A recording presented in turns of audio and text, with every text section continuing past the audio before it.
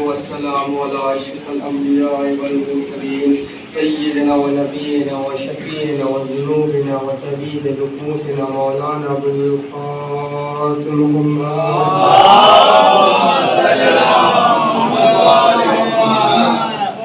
وعلى طيبين الطاهرين المعصومين المظلومين ولعنة الله على أعدائهم أجمعين من الليل هذا القيام يوم الدين. أما بعد فقد قال رسول صلى الله عليه وآله وسلم إن الحسين من الهدى وصفين النجاح.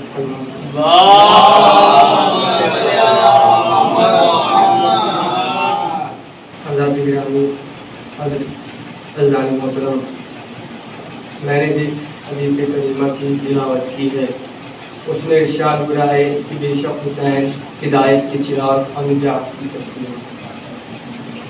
دیکھیے، یہ کوئی معمولی حدیث نہیں ہے اور نہ ہی اس حدیث کا فرمانے والا کوئی معمولی شخص ہے، بلکہ اس حدیث کا فرمانے والا وہ ہے کہ جس کے کہنے سے نماز نماز ہے، روزہ روزہ ہے، حج حج ہے، زکوٰۃ زکوٰۃ ہے، خمس خمس ہے، جس کے کہنے سے ہم نے آدم کو صفی اللہ مانا، نوح کو نبی اللہ مانا، ابراہیم کو خلیل اللہ مانا، موسیٰ کو کلیم اللہ مانا، عیسیٰ کو روح اللہ مانا، جس کے کہنے سے ہم نے کعبے کو بیت اللہ مانا، قرآن کو کتاب اللہ مانا۔ وہ اللہ کا رسول ارشاد فرما رہا ہے ان الحسین مصباح الہدی و سفینۃ النجاۃ، کہ بے شک حسین ہدایت کی چراغ اور نجات کی کشتی ہے۔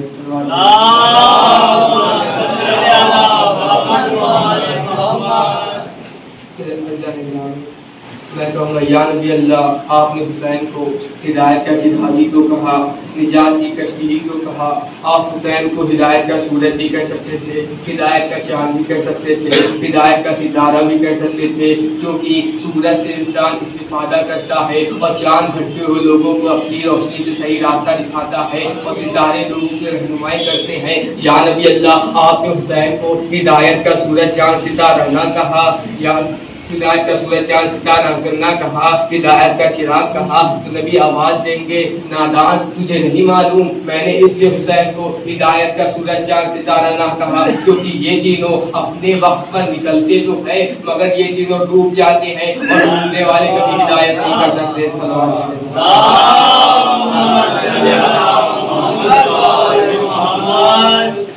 امام حسین ہدایت کی چراغ اور نجات کی کشتی ہے۔ دلیل کیا ہے؟ امام حسین ہدایت کی چراغ اور نجات کی کشتی ہے۔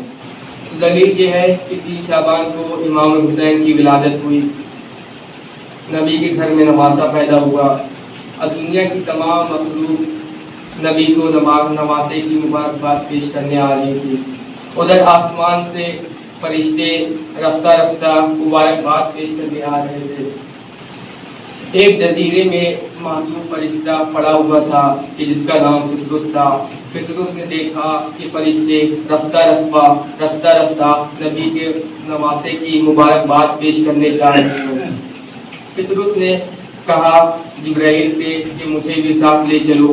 جبرائیل نے فطرس کو بھی ساتھ لیا، نبی کے گھر میں نبی کی بارگاہ میں حاضر ہوئے اور اس کے بعد نبی کو نواسے کی مبارکباد پیش کی۔ تو اس کے بعد فطرس کہتا ہے یا نبی اللہ، آپ اللہ سے دعا کر دے کہ اللہ میرے بال اوپر واپس کر دے۔ تو رسول خدا کہتے ہیں کہ اس کو حسین کے جزیرے سے مس کر دو، گہوارے سے مس کر دو۔ حسین کو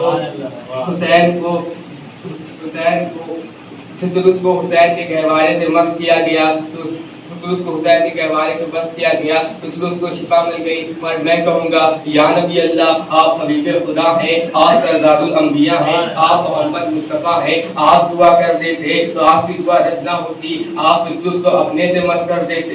تو رسول خدا فرماتے ہیں ہاں، اگر میں فطرس کو اپنے سے مس کر دیتا تو فطرس کو شفا مل جاتی، بال اوپر مل جاتے، مگر پھر یہ قانون بن جاتا، رواج بن جاتا کہ جو نبی سے مس ہوگا اللہ اسے شفا دے گا، اب چاہے وہ صحابی ہو یا فرشتہ۔ تقبل خطبے کو منتخب کیا، اس کے لیے رسول ناپا بنے، اسی حسین کو لوگوں نے نہیں پہچانا۔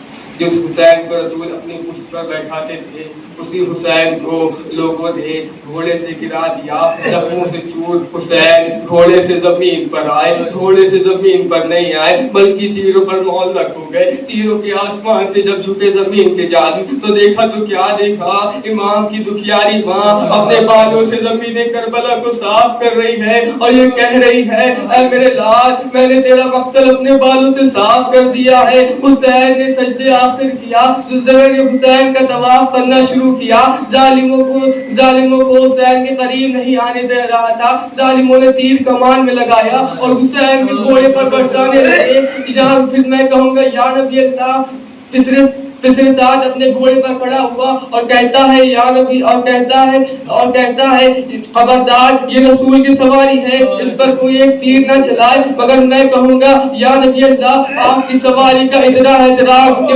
کوئی ایک تیر بھی نہ لگے مگر جس کے لیے آپ سواری بنتے تھے اسے بس دفاع کر ڈالا۔ انا للہ و انا الیہ راجعون۔